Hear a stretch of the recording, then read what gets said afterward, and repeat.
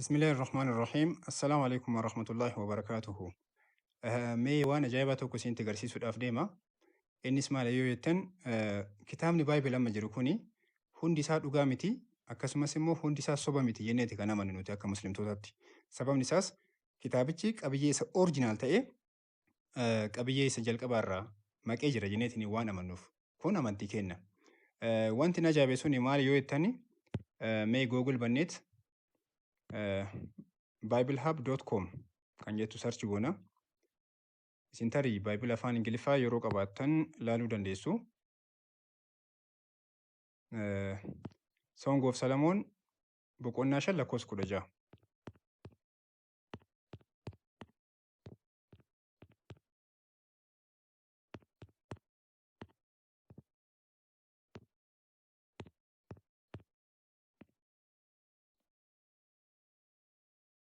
Maal jedhe seetan?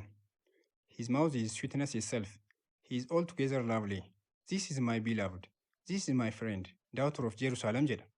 Kun baayibila afaan Ingiliffaatiin Song of Solomon boqonnaa 5 lakkoofsa 16. As keessa jecha lovely jettu kana ilaalla. Gara afaan Hibruutti translate goonee yeroo ilaallu boqonnaa kana jechuudha. Translation afaan Hibruu gara gadii deemtanii ilaaluu dandeessu. Yookiin immoo translate gootanii ilaaluu dandeessu. Maal jedhe seetan jechi lovely jettu kuni hiiknisi Muhammadim jedha. Maqaa Rasuul sallallahu alaihi wasallam jechuudha. Allahu akbar. More sure ta'uudhaaf immoo isii lovely jettu kana copy godhaati.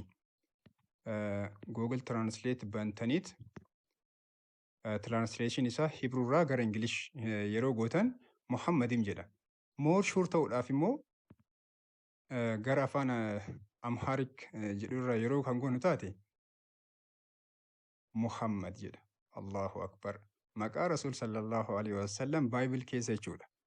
Kanaafuu akkuma Qur'aan irratti dubbatame maqaa Rasuul sallallahu alaihi wasallam Bible irratti ibsamuu isaa keessaa ragaan tokko kana. Ajaa'iba. Mee yaada keessan ibsaa. Hayyee nagaan tura. Assalaamu alaikum.